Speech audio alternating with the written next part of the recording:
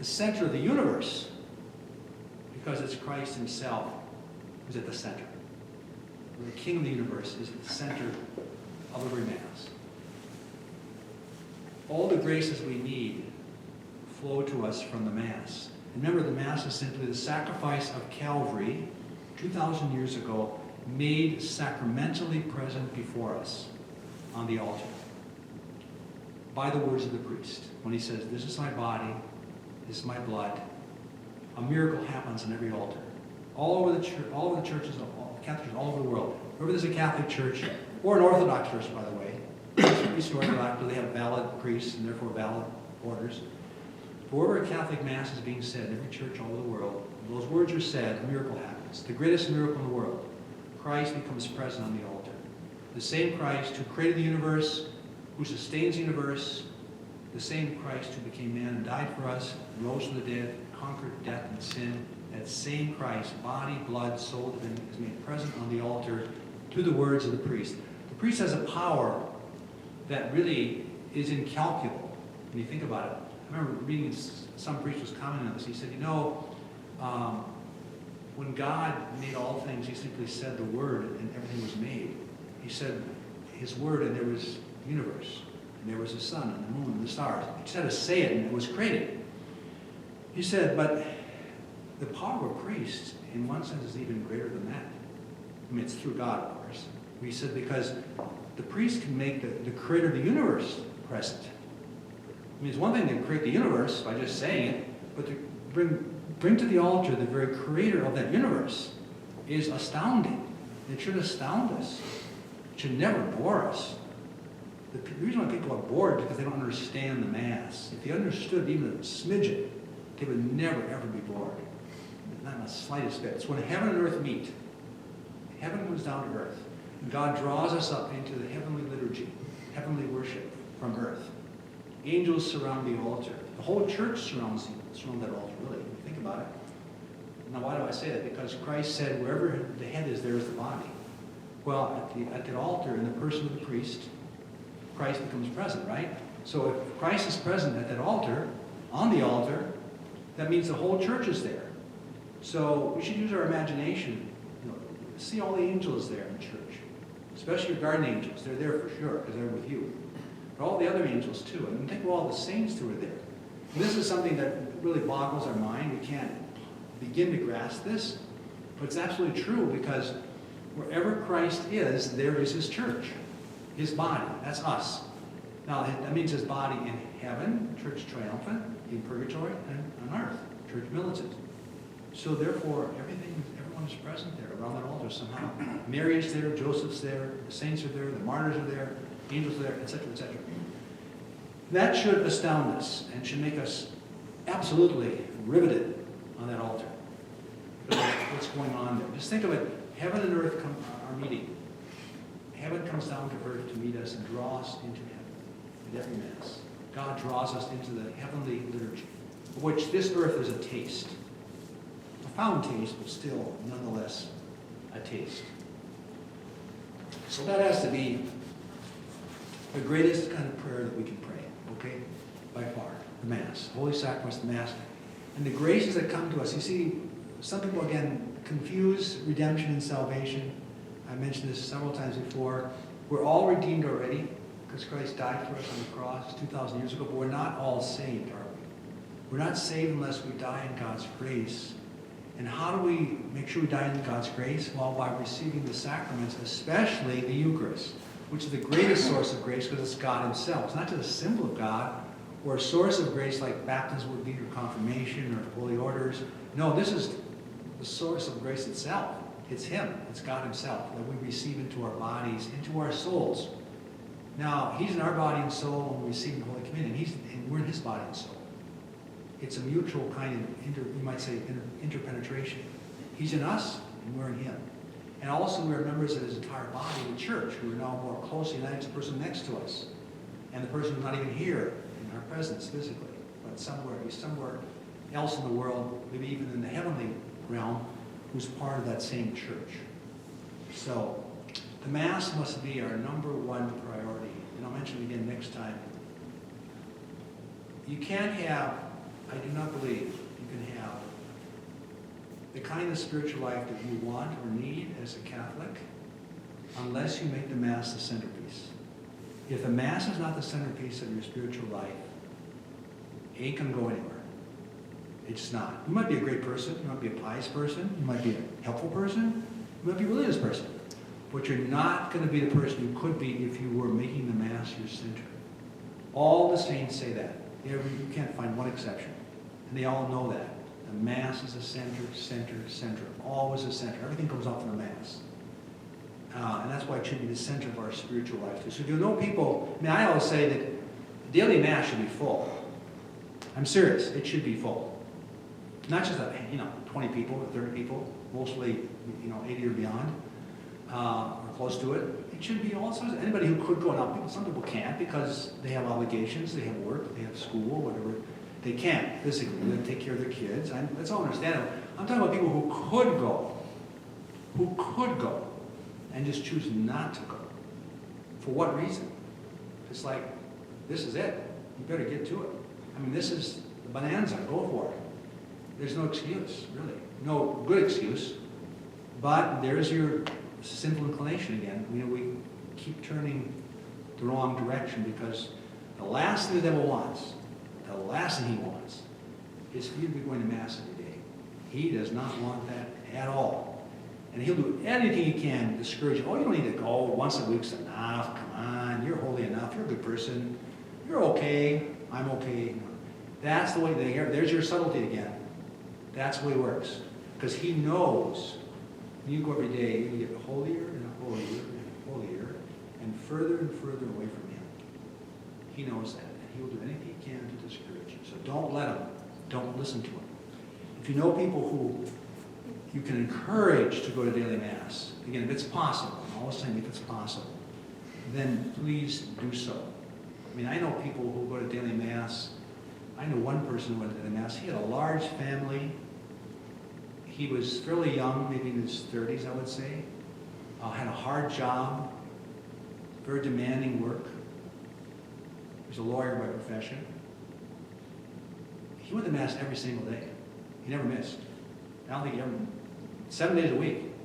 And he had all kinds of obligations with his family, his work, etc. But he knew how important the Mass was, and so he acted accordingly.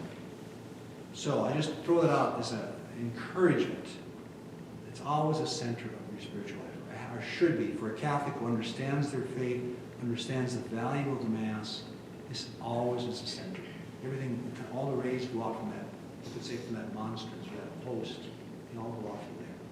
And second would be, again, Eucharistic devotion, adoration.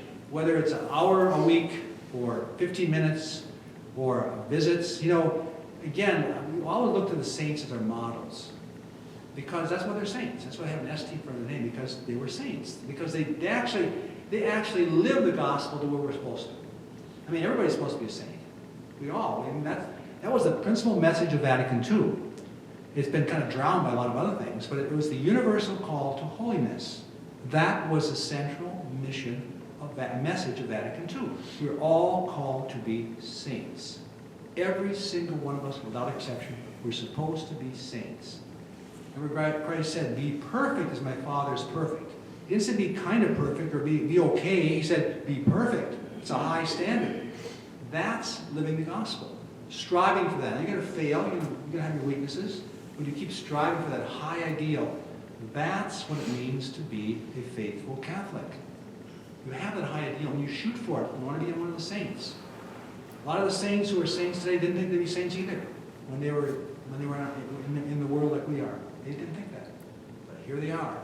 Now they're saints. I mentioned to you last week, the great Saint Bartolo Longo, the Italian lawyer who fell away from the faith and became hostile to the Catholic faith. This is in the middle 19th century. He died in 1926. And he was so bad, he became a Satanist. He got involved in the occult and then got deeper and deeper into it. And finally, he embraced Satanism and became a Satanist priest, mind you. You can't get any further from God than that. That's about the limit. And God bless this Dominican priest, came to him and said, here, this is how you pray the rosary. And he told him, he said, start praying the rosary. And it changed his life. He had a major conversion. He came back to the faith, became zealous for the faith, And now he's a saint. He was just canonized by Pope Leo a few weeks ago. That's amazing grace. So no one's ever to be counted out. As long as they have life in them, they can be saved. Whenever there's life, there's a possibility for salvation. There's always hope, no matter how dark things might seem. Because grace can penetrate right through all the darkness and show that person the light. I recall the story, the comment made after John Paul the Great, St. John Paul the Great, was elected Pope on October 16, 1978. And at that time, most people did not know much about him. He was pretty much a stranger to the rest of the Catholic world. There were cardinals and bishops who knew about him because he was a bishop of Vatican II. And so they got to know him. Some got to know him there, and he kind of made his mark there, which is one reason why he was chosen to be Pope from Poland. Lived under Nazism and communism. Remarkable intellect, remarkable leader, remarkable with young people. You know, his youth rallies were amazing all over the world. Traveled to over 100 countries. He was the greatest evangelist in the history of the church, using modern means of transportation, of course. Wrote voluminously. One day he'll be not only is he a saint, he's already a saint, of course, he'll be adopted in the church too. Just a matter of when. But he will be. And I think one day he'll also officially receive the title, the Great. It's not official yet. It's kind of unofficial. He's being called the Great by many people because he was great. There's only 3 popes who have that title. There's Leo the Great, Gregory the Great, and then there's a Nicholas the Great. Only 3. He'd be number 4. Officially, of 267 popes, he'd officially have that title. But anyway, when he's elected in October of 1978, people didn't know anything about him. And there was a fellow Polish priest who had written the first, I think, one of the very first biographies of him. His priest's name was Melankowski, good French name there. And people asked him, what is there about John Paul that's unique? How does he stand out? And here's a man of all these accomplishments. He was cardinal, archbishop of Krakow. He was this great intellect. He'd done all this writing. He had traveled, and he was, certainly well known in some circles. And he was a fierce opponent of communism and helped bring communism down. Clearly, he was one of the key elements in bringing communism down in Eastern Europe and then eventually the former Soviet Union. And this priest friend of his, who wrote the first biography of him, said, what is he like? How would you define Pope John Paul the Great? How would you define him like a sentence or two? He said, very simply, he says, John Paul II is a priest in prayer before the Blessed Sacrament. That's who he is. That's his identity. He's praying before the Blessed Sacrament all the time. I mean, that's his life. And, when you're a pope, you're very busy, as you can imagine. You have all kinds of visitors, not just religious visitors, but, political leaders, diplomats, and it's just a constant, I'm sure their daily schedule is very, very packed. But despite that, the story is, from those who knew him well and saw him every day in action, he would make frequent visits to the Blessed Sacrament every day. He would be constantly, I'll be right back. I'll be right back. I'll be right back. He was going to the chapel to get sustenance and strength and wisdom from God himself. That's why he was doing that. I'm sure that God provided that wisdom for him because he was so zealous for the Eucharist and everything the Eucharist is. Anyway, Christ himself. And I guess we have a break in about 2 minutes. Let me just also mention this about the importance of the Eucharist, the importance of prayer before the Eucharist, holy hours, Eucharistic visits. If you can do a holy hour more than once a week, do it every day. Great. I think every priest, and I'm serious about this, and I would say it to their faces, every priest, especially today, it's always been true, but it's especially true today, when the devil is having a heyday with priests, attacking them in many different ways. A priest has got to make a holy hour every day as a priority. Everything else should come second. I don't care how busy he is otherwise. I know they're busy. But if you take the time to give God that hour every day, and the saints always did, he will provide you with more time than you had before. It happens miraculously, like Gee, I didn't know I had so much time. Well, it's because you put him first. I really think that's important for a lot of reasons. It's for the wisdom, the strength they need, for protection from the evil one. You know, Father Amard, Peter Julian Amard, saint, he's actually a saint. Saint Peter Julian Amard, French saint of the 19th century, has written voluminously on the Eucharist. He used to say, in reference to the Eucharist, because he spent his whole life promoting it, he started 2 orders, one for men, one for women, and they're 24/7 adoration. That's what they do. That's their life, is to adore God. He died a little later in the middle of the 19th century, I think 1869, something like that. But a remarkable saint. He should be much better known than he is. Just a very, very great saint.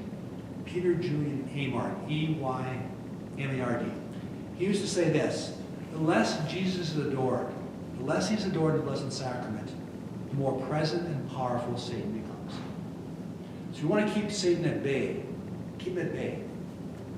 The best way you can do that, other than Mass itself, is adoration. That's why your adoration chapel here is not only valuable because it fosters your spiritual growth, but that adoration chapel protects this church, protects you who are part of this church. It's a protection, to a spiritual protection.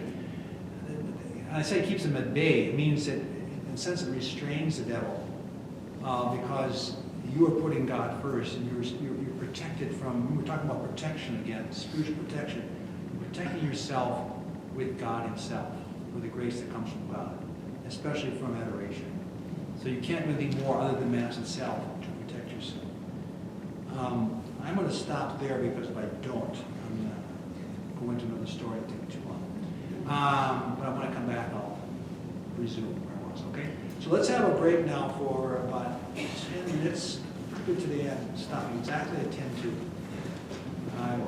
Thank you. Thanks to Jeannie. She put the sign. I saw it. And then we'll come back in about, let's say, about 10 minutes or so. Okay? God bless you. Do you have that app called Form? It's really good. 2-part.